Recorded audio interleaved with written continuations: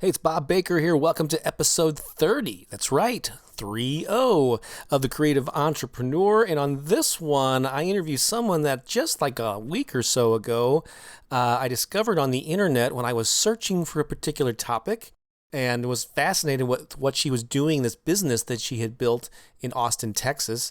I'm talking about actually improvisational comedy. If you've ever seen the TV show Whose Line Is It Anyway, whether it was the British version or the American version, then you know what I'm talking about. This like game-based theater, basically, where you build scenes and play games based on audience suggestion. And something I've done off and on over the years, even though I haven't talked about it a whole lot. Although it's come up in some of the interviews that I've done, and recently got back into doing it, as I explain a little bit in the interview with Shana Merlin, who has built a whole business around teaching and performing improvisational comedy in Austin, Texas. And so this is going to be a fun one, an inspiring one. I know you'll enjoy it. And at the end, Shana actually turned the tables and asked me a question unexpectedly, and so I had to think on my feet and improvise, and I think I came up with a pretty good answer, but I'll let you be the judge. Before we get to that, well, I gotta ask, are you on the Creative Entrepreneur VIP list? If you said yes, good move. You're a smart person. If you said no, I just got to ask, well, why not? Maybe you got distracted. Maybe you never took me up on this offer. It's free. It's really easy.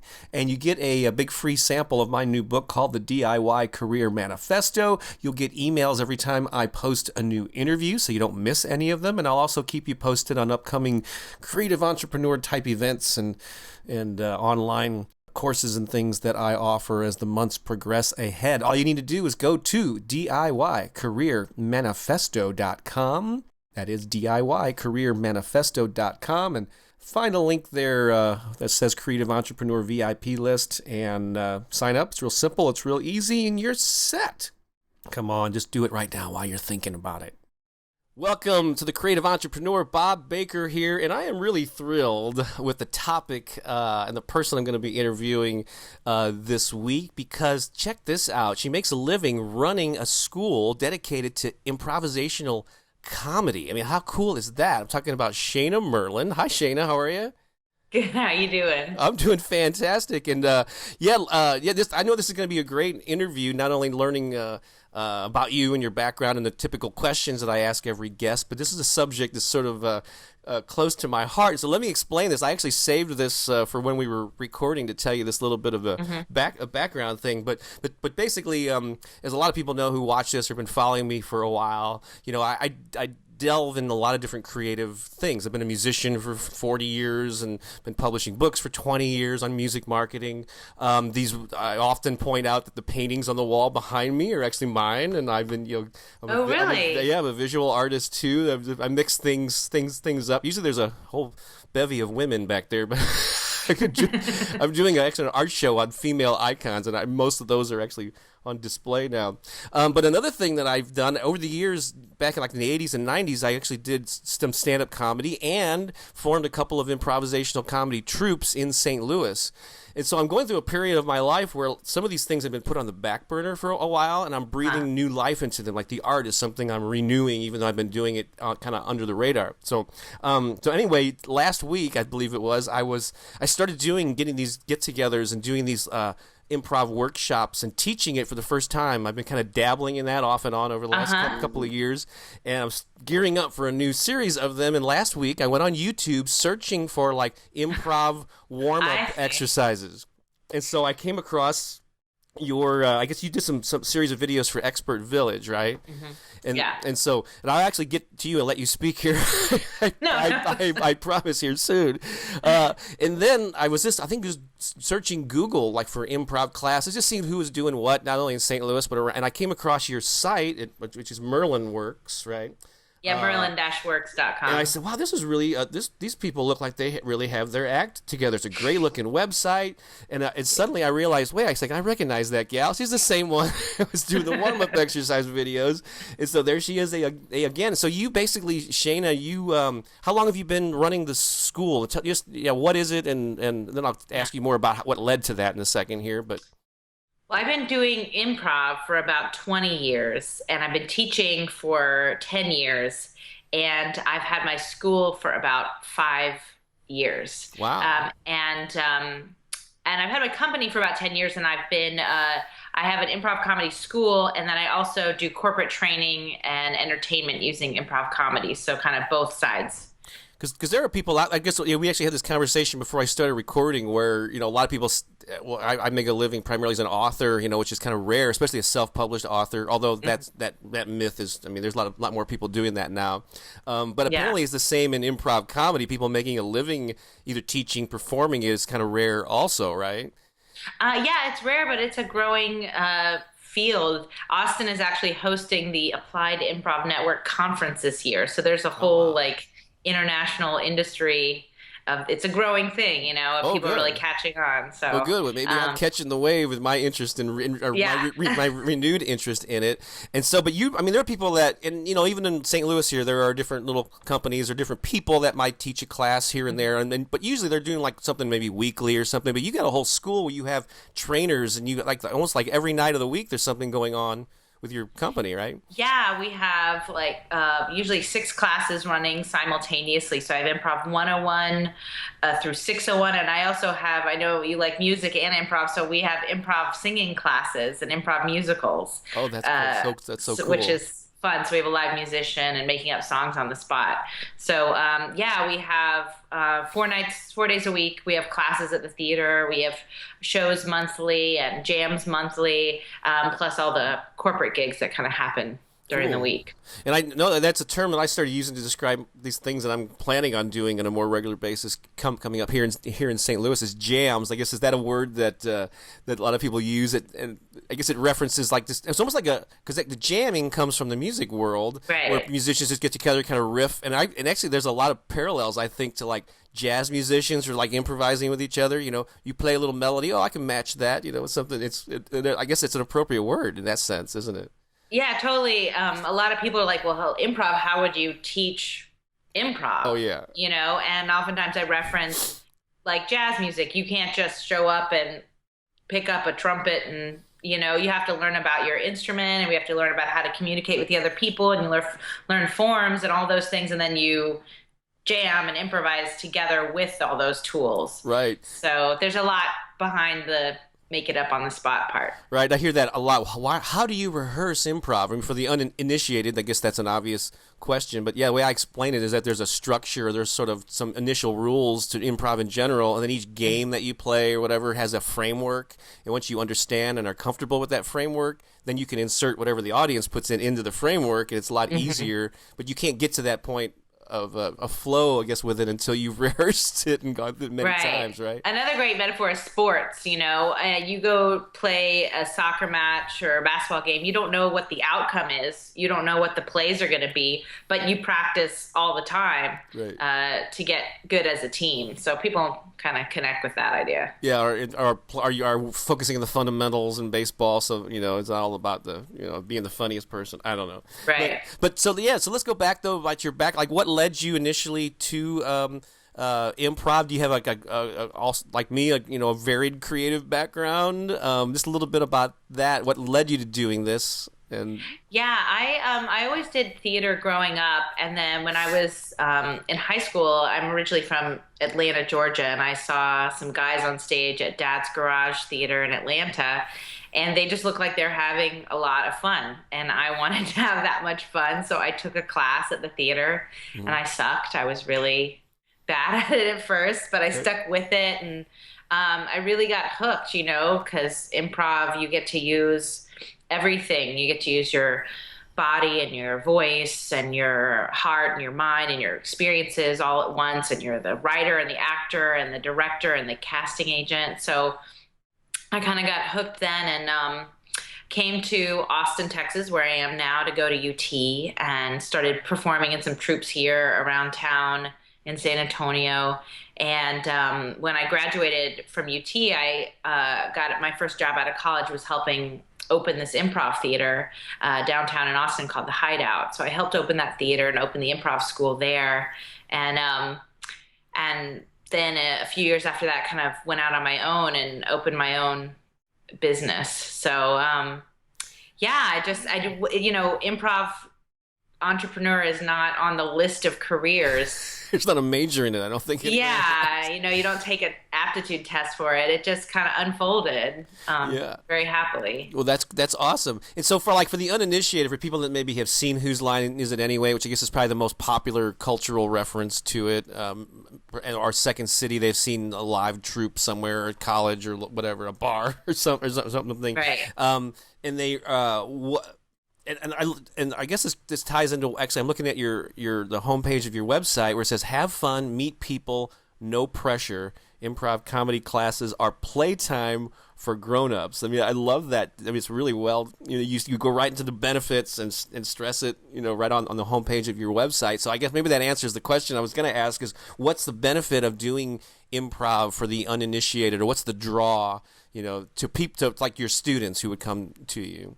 Yeah, there's so many applications for improv. Kind of one of my slogans is you improvise every day. Why not get good at it? I mean, we're doing improv right now. You're doing improv when you look in your fridge and try and make dinner. You're doing improv when you try and, get your kids to get dressed in the morning. So, we're always on the spot. We're always, things are not going as planned. So why not build the skills that are going to make you better at handling all those unexpected moments in life? Because it's not about trying to avoid mistakes and failures. They're going to happen. Right. It's about how do we deal with them and how can we bounce back from them and do it gracefully. Right. And a lot of it, and then they have it like there's something about getting together with a group of people and laughing like for 2 hours straight. That's like, it's like even biologically therapeutic for the hormones that are released, and then the bonds that you create with the people that you regularly perform with. There's a lot of that. And it sounds like that's what you say: have fun, meet people, no pressure. Which is like, I guess, those people that are new to it going, "Oh, I don't think I'm cut out for it." Yeah, people often really nervous or scared, and kind of how. There's a lot of different styles and techniques in improv, but my focus, especially for beginners, is on creating a safe environment for people to kind of open up and do their best. Cool. I guess the final question before I get in my official list of questions is I always like to ask people, especially people who are doing stuff full time, what their business model is. And so is the way you support yourself, it's mainly through what percentage, if it was a breakdown, are like the classes versus like performances versus, I guess corporate stuff is a whole nother realm, Right. But what are the streams of income? I don't even know numbers or whatever, but whatever you want to share, and how your business model is kind of set up, Yeah, it's definitely evolving. I think I'll be upfront and say I do not get paid to perform very much. That's kind of the reward. It's something I enjoy. I got to do my first show last night in a long time, so that was like, it's that's something that's fun for me, and it's a marketing tool for my business, but it's kind of mostly we do it free, except for when I'm doing voiceover work or paid acting work. That's usually scripted stuff, and sometimes private shows, but that's a small portion. Mostly performing improv is for fun and for marketing. And for marketing, okay. And it brings in students, and you probably plug the school during the performance. Okay. Exactly. Yeah. Cool. The school used to be maybe more like 80% of the business, but corporate has really grown in the past few years. And so now it's getting closer to 60-40, 50-50, which is really exciting. The corporate work is really fun, and it's really great when you can get it and it comes out of the sky sometimes. So. And those people sometimes have money to spend. Yeah. Yeah. The same thing in the music world. Yeah, you can get corporate gigs or whatever, or corporate speaking gigs as an author. Or, yeah, it's the same thing, but it's a whole new. It's a different territory you have to learn to traverse, I'm sure. Yeah, and it's connected. The shows are the most public part, but they bring in the students and also get our showcase for the students. And then the students often turn into corporate gigs as they say, hey, I wish everybody I worked with did this training too. So, it all kind of feeds into each other. All right, Shana, that's a great overview of your background. And so now we're going to shift into interrogation mode. Ready. Bring it. I think you can handle this. Yeah, of all the people that I've interviewed, you are definitely the one I'm feeling most confident can speak off the cuff. if anyone, I've met my match here. But not that it's a competition at all, because as we should point No, out I'm that gonna win. yeah, I'm winning. you are. Wait a second now. But improv is not. Yeah, people should know this. That it's not like it has nothing to do with one-upsmanship or being the smartest person, the funniest person in the room. It's very much a cooperative, supportive thing when you're on stage with people. That's another, I think, misconception. Yeah, you want to make your Maybe. partner look good. Right. That's a big part of improv. Well, cool. That's my job here as the interviewer. So, but, so I would like to ask, yeah, looking back on your success with your business and other activities, if you had to like identify three key factors that were responsible for where you are now with things, what would those be, Shana?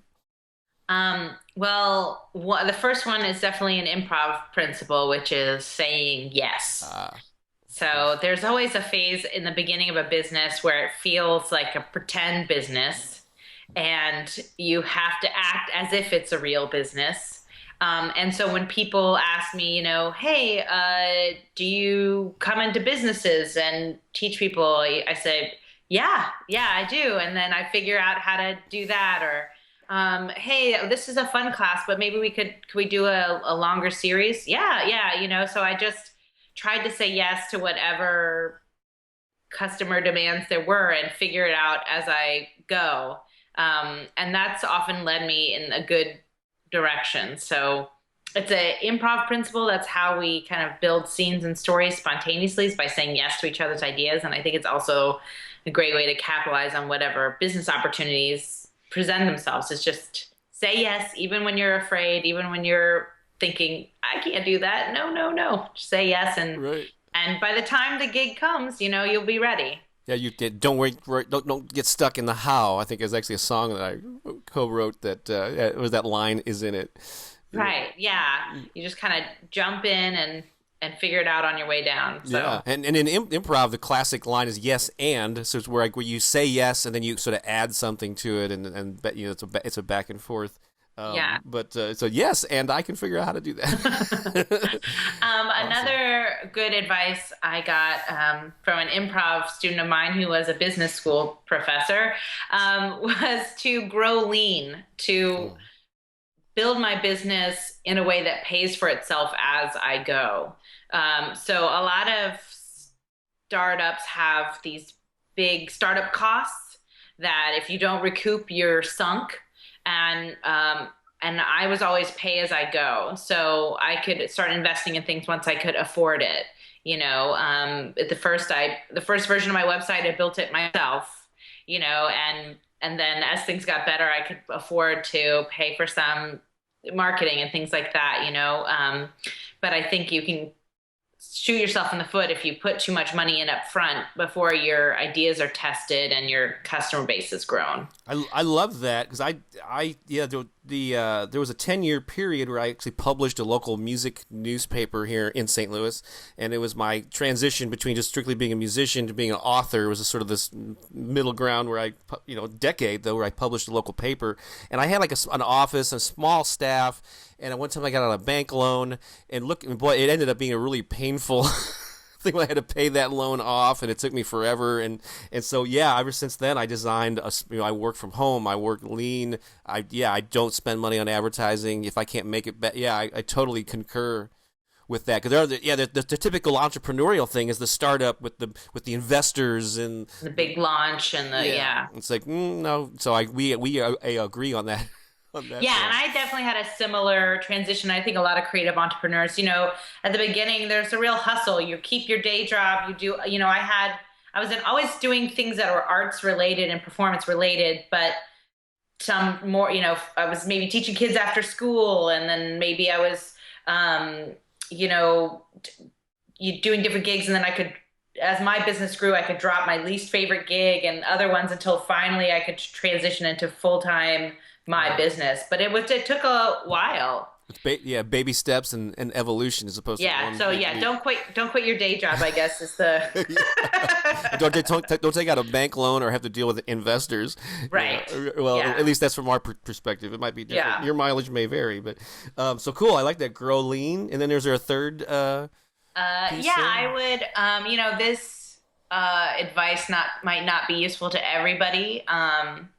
but I would marry a really great guy, like especially a guy in the tech business. Oh, cool. I would be remiss if I didn't say, I think having a supportive husband and a supportive family has really helped give me the space and time to make my business successful. So whether he's supporting me by, in the early days, bringing home the bacon, or if it was, just being emotionally supportive, or also he helped me with a lot of IT stuff. So yeah, you got to have your people around you that are gonna, cheer you on and support you. And Yeah. I'm very lucky. And my husband is also, and I did the same for him. He's also a business owner. Has a technology company, and I really encouraged him to do that. And so we're both we used to have these weekly kind of business meetings at the beginning where we could just tell each other what we were dealing with and help each other's focus on our goals and stuff like that. So Yeah. even if it's not your life partner, just somebody that can. Yeah, just in the most recent interview that I did with this guy named Michael Gebbin, he credited his parents with being supportive, and other people, it could be their whoever, a friend, or a mastermind group. A lot of people talk about just a self-made one, or one that you join an existing one. But that's a reoccurring theme in all these interviews: is get support. Because even though you can do a lot of the inner work to feel good, and to be, to develop confidence and all this stuff, it helps to get it externally from. Yeah, and I think especially in those early days when I felt like I really had to put on a brave face about my company and tell everybody how successful it was and how great it was going, I really needed somebody I could come to and be like, I don't know what I'm doing, or I feel lost, or I'm not getting this done, or things like that. You need somebody, a private person that you can talk to about your challenges, because publicly you have to put on a good face usually. Right. And I know this isn't actually, I'm kind of going off the script here, which is, hey, we're doing improv. Wait, we can't do that. I'm sorry. Let me stick with the plan, Shana. I know you're very strict about that. But I sense just from our conversation so far that you have a part of your brain, at least, that is business minded, and how important is that? Because I'm sure you probably know a lot of other improvisers in Austin and other places that maybe are equally as talented, but they don't run a school, but you do. And so, Right. Is there something about the way you think that sets you apart, or maybe other people should think about in pursuing their own creative goals? I think that's an interesting question, but I don't think everybody's set up to be an entrepreneur. I think it's good to be like real with yourself about that. I am very like split brain. I'm an unusual mix for being like, I'm really creative and playful on stage. In the classroom, I'm very present, but I'm also very linear and logical and detail oriented. And that's kind of an unusual combination in the arts. Yeah. Get a lot of very creative people. Who embrace fully immerse themselves in their creativity. No, I know what you're saying. I've often said the same thing about me. Is I think I have this balance of right and left brain that is it can be rare, or people just don't develop it, or they tell themselves stories about it. Like musicians. We talk about jazz musicians or whatever, but they'll say, I'm just not very analytical or mathematical, and I say that's BS, because musicians got like, hey, play 12 bars of that, and then we're going to play that flat 9 on the third. You have a mathematical mind. You're just telling yourself that you don't. Yeah, yeah, yeah. I think it's when I took the SATs, I was like split down the middle, verbal, and I'm just kind of one of those split brain people, and I think that does help. And I think also like it limits me as a performer. I think like some people who are fully creative are going to be better actors, but I'm going to be able to like be in control of I control my emotions, and that's a limiting thing in a performance and a plus thing in my life. Right. So it's just finding that balance. Yeah. Yeah, it's funny. My parents are entrepreneurs as well, and I swore when I was a kid that was the last thing I was gonna do. And here I am. You, and do you have kids yet, Shana? I do. I have two Okay. kids. Do you ever find yourself, yelling at them, going, "Oh my God, I sound like my mom"? I told myself I'd never speak to my, I'm going to turn this car around, whatever. So it happens in your with your kids and with your business, I guess too. Yeah. I'm running this Just like my mother. slowly turn into them. Yeah. So so we talked about successes and success principles and all that. How about challenges? Because that we all face them. You even mentioned them in improv. How something will go wrong and you have to figure out how to fix it or whatever. Although there's no mistakes in improv, I guess. But officially, but but we can still label them that way. But anyway, can you name a creative or a business challenge that you faced, and then how you overcame it? It's interesting transition because you just brought up my challenge, which is kids. Oh, wow. I have two young children. So I have a 2-year-old and a 2-month-old. Wow. Right. Yeah.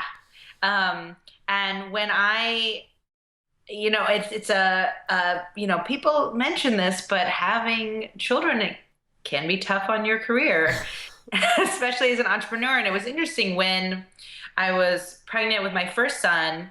Me and my husband were talking about how we're really lucky because we both own our own businesses. So we have this kind of flexibility in our schedule and control over it and things like that, which a lot of people don't get a lot of maternity leave. And, so in a lot of ways, it's great to be an entrepreneur, to be a family, person.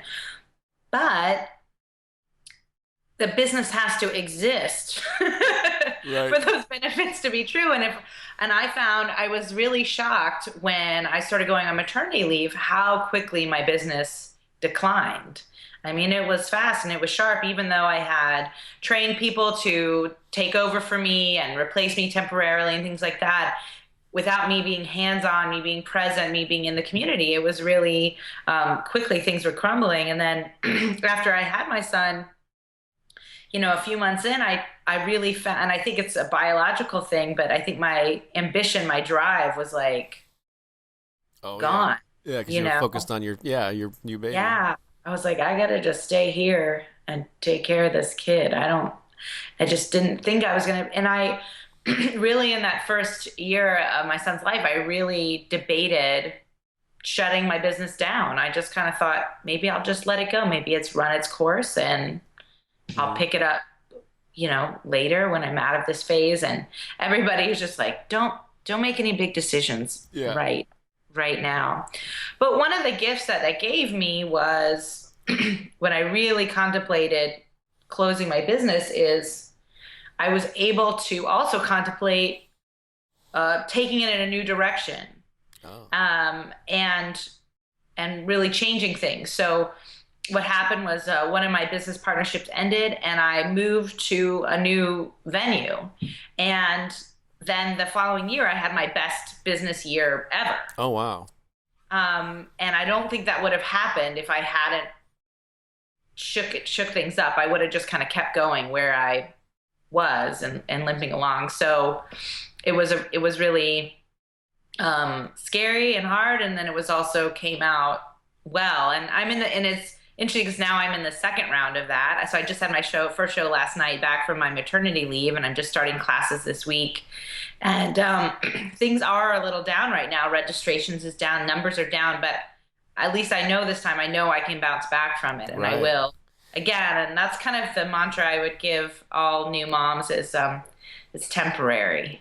That's everything. Right. Or even in dads too, I'm sure. Yeah. It's all temporary. So don't make big decisions. Don't think it's all going to be like this forever. It all changes very quickly. So right, and even if it does change, you can learn from it and maybe come out even higher on the other side, of the challenge, which, as you demonstrated there. And by the way, we are recording this the day after Mother's Day, so I would like to say belated Happy Mother's Day to you. Thank you. Well, great. Well, thanks again for sharing your personal stories. I'm sure a lot of people can relate to that. But let's do another thought experiment here. Shana, let's imagine that you could go back in time and somehow this sounds like I'm setting up an improv scene, but you're on the TARDIS in Doctor Who, and you're going back and you're going to and you're going to have a conversation with your younger self. Uh-huh.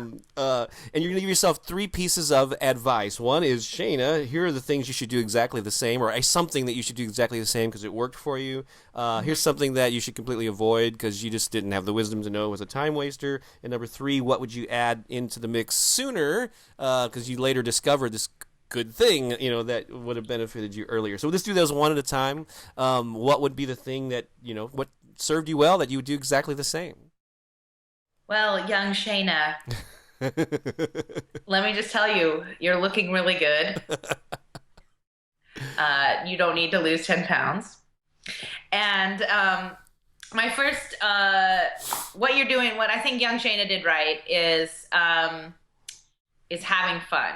So I'm a big believer in not paying your dues.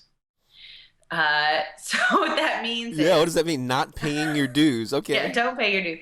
What that means is I don't think doing things that are not fun, that are not interesting to you, doesn't lead to things you are going to enjoy later. I think things you enjoy now are going to lead to things you enjoy later. And I think I just did improv because it was fun. Mm-hmm. I didn't expect to be paid for it. I didn't need to be paid for it because I was having the time of my life. And that eventually led to a career. But I didn't pay my dues doing things I didn't enjoy. I wanted to be there at the theater, every night.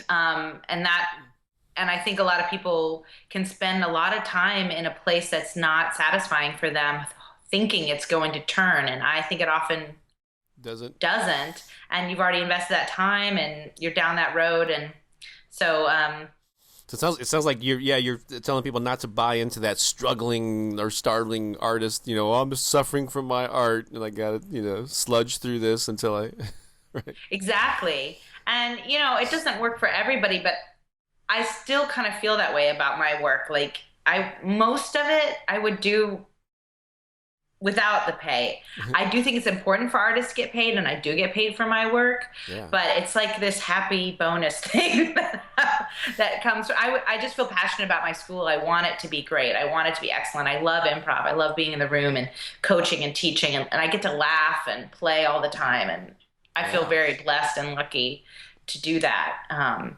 So yeah, who wouldn't? Yeah, that's fantastic. And then things to avoid. Well, that's sort of, it almost ties into an avoidance thing, but but well, I didn't things to avoid. I think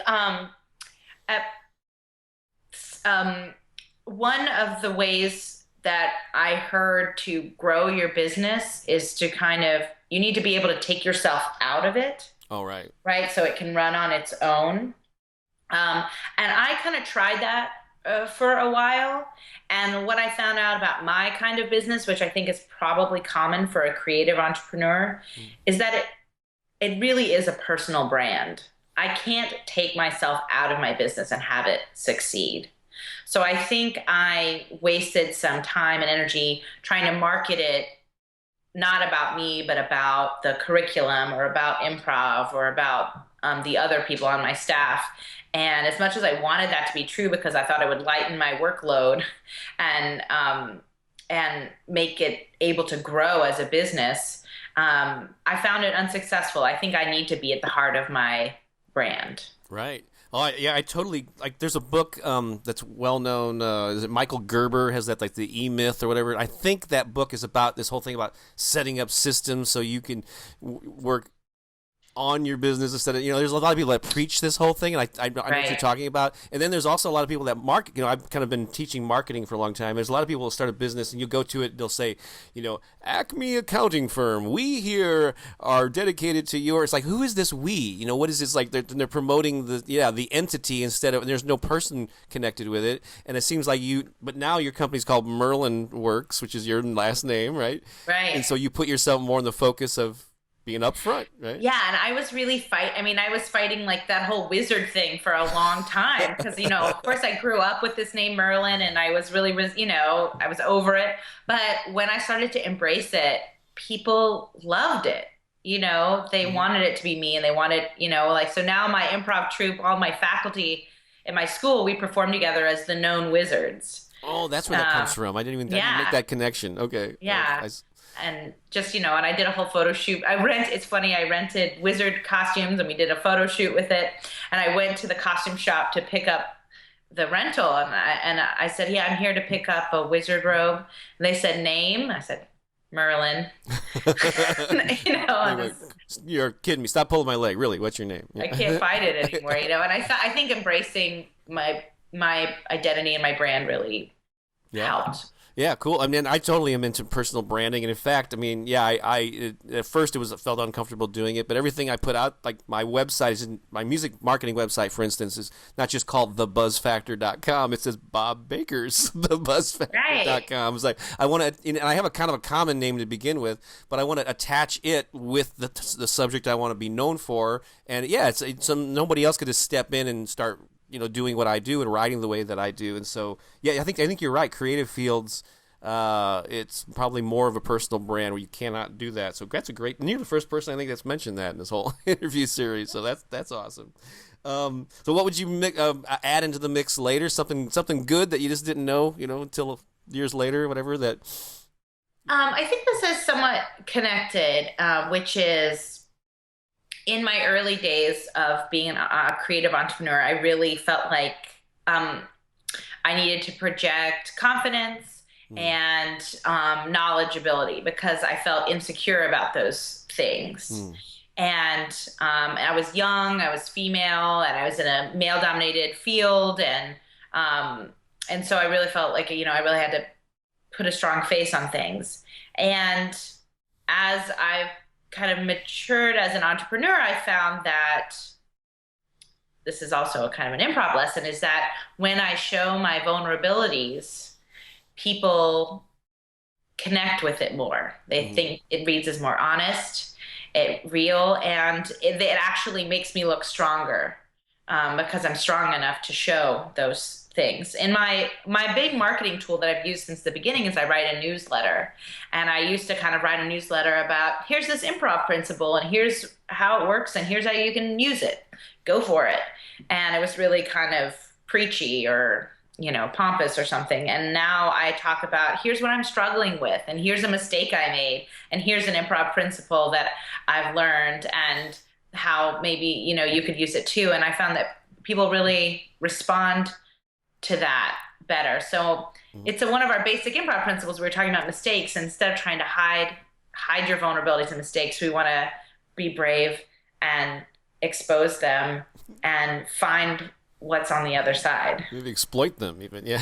Yeah. Yeah. Go ahead. Well, I was going to say, we've already kind of throughout this interview touched on improv principles and how they can be applied to business or whatever. But I find a lot of I think that there are actually books written about this. There are life lessons within improv, and some of the ones that stick out to me are like living in the present moment.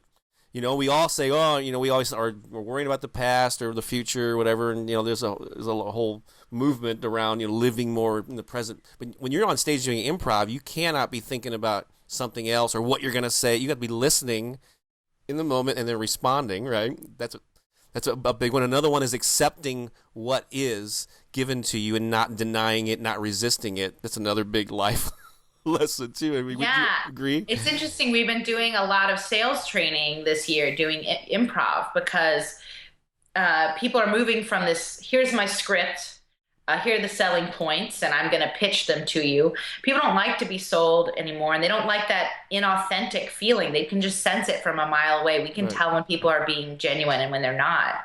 And so it's much better to go from a place of listening and responding and being authentic and being your real self. It's a great example. It's like, I think about the Radio Shack. I don't know if you saw their Super Bowl ad. Basically, like, the first part of their ad was just acknowledging, like, we're stuck in the 80s. Oh, that's right. That was right? Hilarious. Yeah. Because if you just say Radio Shack, top in technology, it's like everybody's like, no, that's not. It just rings false. So they acknowledge, and they're like, we're getting rid of the 80s and we're modernizing. And you have to acknowledge the reality that is. you know? Right. So that's actually instead of there's like a fault or whatever. So they took a negative perception and leveraged it to get a laugh and to make a Yeah. point about which is totally an improv type of Right. thing. Fantastic. I love it. I love it. And it's hilarious too. So Yeah, that was funny because they had like Mr. T or sorry, I don't know, a whole bunch of yeah, people from the Alf 80s. and everything. Yeah. So here's a question I always like to ask. If we can just go ahead and flow right into it, is a book that changed your life, and what about it did so? I assume you're a reader. I am. I am. As Bill Hicks said, we have a reader here. Um, uh, that's a tough question because there's so many great books and great books about improv that I would love to promote. But I thought about that question, and I would actually say it's How to Win Friends and Influence Oh, People, the Dale wow. Carnegie book. Yeah. Now, I say that because I read that when I was in fourth grade, and that really opened my eyes and blew my mind that there was this whole field of study. Like I didn't think that anybody had thought or dissected like, well, how do you work with people? Something that I think is so important was like the thing that I really value in life is my connections and relationships, and that there was this kind of way you could work on that or be better at that. And that was kind of the thing that opened my eyes. I mean, now when I read that stuff, it's pretty cheesy, Yeah. but it's lit a spark in that, like, oh, maybe this is something that I could develop or pursue or write about or have a career about, Mm-hmm. this kind of social psychology. And I think that improv is really a fun way to have social therapy, and get better at. My main lesson in the first day of Improv 101 is how to be fun to play with, how to be fun to work with, Oh wow. and kind of teaching people those skills, and because the other skills come from there. Um, and that I think that was kind of the entry point, was that how to win friends and influence That's people. awesome. So an old friend of mine is Derek Sivers, a guy who founded a website called CD Baby. He's kind of been Oh profiled a yeah, lot, and I interviewed him back just a few months ago on this show. But he that's actually a book that he often cites as an important one for him too. And he basically it's like it's about being considerate to people and also putting yourself in their shoes, seeing life from their perspective. And when you approach people, it's like what's interesting, not just about your needs and me, but it's like what can I do for you? right. And so it's interesting that, but you read it in fourth grade. I found that's interesting. I didn't read Yeah, my I thought first self help book till I was like a junior in high school. But so you got me beat. Fourth grade is a pretty early start. yeah. Did you start like forming little? Did you have like little? Therapy Start giving sessions. workshops to your friends out in the playground about here's how you have to act. So that's But cool. I will give a quick plug for Keith Johnstone's Impro, which is the improv book that I think is so foundational to the work that I do. That's Oh, excellent. cool. So yeah, I guess we got to at least throw in one improv book there, but. Well, this has been great, Shane. I really have enjoyed speaking with you. I knew this would be awesome. So we just got a couple more quick questions, and we are done. But here's like a pretty important one. I always like to ask people like what their big why is. I mean, underneath it all, I know we've touched on it here, but if I can maybe just have you articulate again, what's the bottom line, deep sort of motivational reason that you do this stuff? Why you feel compelled to teach people and spread the word about improv? So. That is a good question. I should know the answer to that. And maybe I'll never know the real answer why, something in my childhood. I don't know. But here's what I would say. The number one rule of my improv classes is have fun. Fun is a primary value in the work that I do. And I usually try and facilitate a conversation about what is important about fun, because I think in our society it's pretty dismissed, and I think there's a lot of value in it. Obviously, fun is fun, and it's Right. a value in itself. But I think if If I'm having fun, I'm going to be more open, more creative. I'm going to perform better. It's contagious. It's going to affect the people around me, and they're going to be having fun too, and it's going to come back to me. If I'm having fun, I'm going to take more risks and try new things. If I'm having fun, I'm going to retain more information and learn better. And it's like we talked about this earlier. It's good for your health. It's like bring down your corti- cortisol level. Yeah, Yeah, some hormone or something. levels. Yeah.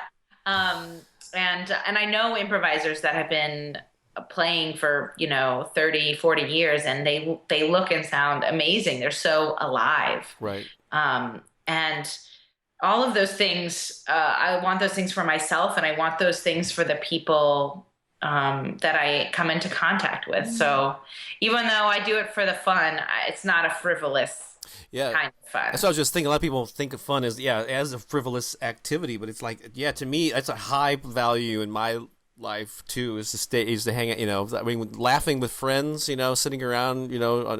Just not talking about nonsense. To me, is like one of the highlights of life. And one of the great things as my business has grown and been more successful, is I get to share that with, I get to hire my friends, the most fun and creative people I know, and they get paid to have fun too. It just keeps. You're just spreading it. Just think of all the lives you're touching. With your mission of fun. That's an awesome answer to it. And then how about future plans? I know we've talked about what's transpired up to this point. Anything? I know you're still just 2 months into your latest child, so you may be my future plan is to sleep. Sleep is good. Right. Take a shower. No. I definitely like the near future is all about just sustaining the business coming out of maternity leave. But my goal, as always, is I want to have a book like you. Oh, cool. I have a lot of writing. I have a lot of thoughts. And the thing about improv, it is a very ephemeral art. So even though I'm an accomplished improviser, I don't have a portfolio. I don't have anything you can touch. Right. It's beautiful, but it's gone. The show last night was great, and unless you videotape it, And even the video is not what happened in that room. That's true. You never really get a good sense, watching the video of what it's like when you're in there. Even in the audience. I mean, especially. So I really would love to have a book either about just teaching improv or applied improv or some aspect, of connecting life to improv. That's cool. The next thing for me, I think. And as one who knows, it's a nice little passive source of income where you don't have to show up and present, or teach to be able to make money. And so once it's in the system, you have to market it. Of course, there's some effort involved in getting it into its final, stage of being ready for the public. But after that, there's a lot of you can inspire and share that fun thing without having to, like I said, be face to face with people. So. I'm curious because you strike me as a real extrovert. I'm an extrovert. And sometimes that's the challenge for me with the writing piece is the solitariness of it. So it often moves to the bottom of the list because things I have to do for other people or with other people come first. How did you? This is interesting. I enjoy having the tables turned here, and you're the perfect person to do this, to ask me a question. This wasn't planned, folks, but I'm happy to answer that. So earlier we were talking about the balance between right and left brain, the creative, flowy side and the more analytical side. But also, I guess when I'm in certain circumstances, I am an extrovert. However, I have an equally introverted side of me. I was raised my mom's only child, and so I got used to spending blocks of time alone. And actually, I designed my business so that I work from home, and writing is something that I've been doing for 25 or more years. And so I'm perfectly content to sit and write alone and do the artwork alone, but I have this need to be on stage and perform the songs, and I'm very comfortable on stage. And so I discovered that if I get too much of any one of those, I get a little crazy. Like if too much time alone, I would go, I got to get out of here. I got to get around people. But too much around people, it's overstimulation, So it's balance. And so that's what works for me. But so if you're not comfortable with that alone time of writing, you might just get over it, work with Right. it. I know. Buckle down. So Oh, that's cool. That's good. I'm envious of your extroversion introversion yeah, balance. it's all about balance. We're trying to be in comfort with it. So cool. So where can people find you online? I'll have links to the books we mentioned and anything else, but and including your website. But where would you like people to connect with you? Is it the website? Yeah, merlin-works.com is my website, and it has information about upcoming classes here in Austin, Texas. I also have free handouts on there. So if you're looking for improv games or takeaways or stuff like that, I have my handouts. I have some videos Yeah. as well on the site. So there's some resources even if you don't live in Austin. Cool. I think when I Google search, I found those handouts. I downloaded all of them Oh, good, already. good. So that was a big help. So very cool. It's Merlin, yeah, Merlin dash or hyphen WORKS.com. Merlin Yeah. Works hyphen whatever in the middle there. So very cool, Shana. Thank you so much for being so receptive to this strange guy emailing you and saying, "Hey, I just discovered you and I want to talk to you." That's the great thing about the internet. I know, I love it. So, in Austin being a music town, I'm hoping I was actually there. I have a friend from Austin staying with us, and I was telling him if I could find a music organization there to bring me in to speak, I would love to return to Austin, and Yeah. it'd be great to meet you or drop in on one of your To classes. come play, do some improv. I would love with to play and have fun while I'm there. us. All right. Well, thank you so much, Shana, again for sharing your wisdom. It's been a pleasure having you. Well, thanks so much. Thanks for having me. Thanks for watching and listening, however you're consuming this, and I'll be back again next week or so with another amazing guest. So long for now.